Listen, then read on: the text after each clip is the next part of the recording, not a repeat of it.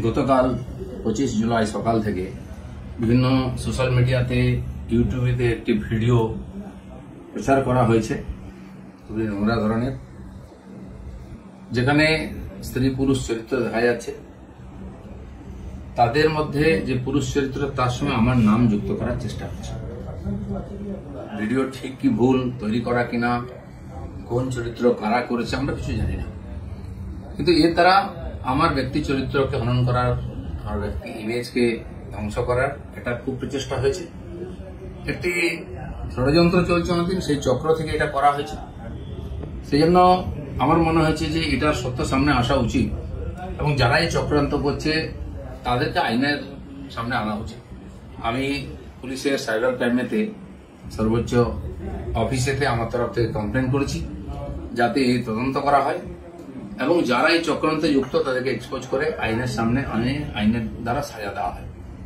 আমি অপেক্ষা করছি পুলিশ কি করে। আর রাজনীতি এটা নতুন নয়, এ ধরনের চক্রান্ত চলতেই থাকে। অনেক বড় বড় নেতাদের, বড় বড় মানুষদের বিরুদ্ধে এই ধরনের চক্রান্ত হয়। এটা হচ্ছে শেষ অস্ত্র প্রয়োগ করে তাকে শেষ করে। আমাদের পার্টিতেও 5-6 বছর আগে বেশ কয়েকজন নেতার বিরুদ্ধে একজন মহিলাকে দিয়ে বলানো হয়েছিল। তার মধ্যে আরএসএস এর প্রচারক ছিলেন এবং পার্টির উচ্চ নেতৃত্ব ছিলেন। তিনি সোজা বলে দিলেন যে যে লোকেরা আমার সঙ্গে দেখা করেছে তারা আমাকে রেপ করেছে। তারপরে পুলিশি কার্যবাহী হয়, কোর্ট কাছে, তারপরে সেসব চাপা পড়ে যায়।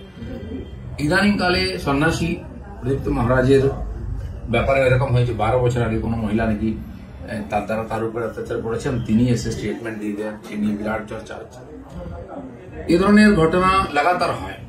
আমাদের পার্টির একজন বরিষ্ঠ নেতা আছেন মাননীয় সঞ্জয় যোশী, তার বিরুদ্ধে বিভিন্ন এই ধরনের ভিডিও সিডি করে সারা দেশে পাঠানো হয়েছিল। অনেক এটা নিয়ে আলোচনা হয়, পরে যখন ফরেনসিক টেস্ট হয় দেখা গেল সেটা ফেক ছিল। এই জন্য আমার ব্যক্তিগতভাবে যেহেতু আমাকেই আক্রমণ করা হবে, বদনাম করার চেষ্টা হচ্ছে, আমি পুলিশের কাছে, আইনের কাছে গেছি।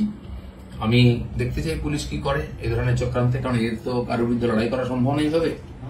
টাকা পয়সা দিয়ে চক্রান্ত করে যে কোনো মানুষকে যে কোনো সময় বদনাম করার চেষ্টা হচ্ছে। তো সেই চেষ্টার বিরুদ্ধে আইন আদালত একমাত্র আমাদের রাস্তা। আমি আইনের কাছে গেছি, লিখিত ভাবে বিভিন্ন লিঙ্ককে সেখানে আমি পাঠিয়েছি যে যারা যারা এটা নিয়ে ইচ্ছাকৃতভাবে আমাকে বদনাম করার চেষ্টা করেছে তাদের বিরুদ্ধে ব্যবস্থা হবে। দাদা, এটা কি রাজনীতি তো নোংরামি দিয়ে হয়, কিন্তু কত নোংরামি হবে, কত নিচে নামতে পারবে।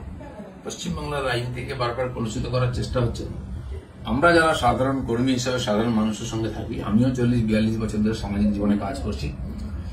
আর্থিকভাবে আমাকে কেউ বদনাম করতে পারেনি। অন্যান্য অনেকবার কমপ্লেন আনা হয়েছে, আমি তার জবাব দিয়েছি। এই লড়াইটাও আমার ব্যক্তিগত লড়াই, আমি পার্টিকে মধ্যে ইনভলভ করিনি। এই লড়াইটা আমি লড়ছি। আমি জানি না রাজনীতি কত নিচে নামবে, সেই জন্য এই চক্রান্তের যে রহস্য সেটা উদ্ঘাটিত।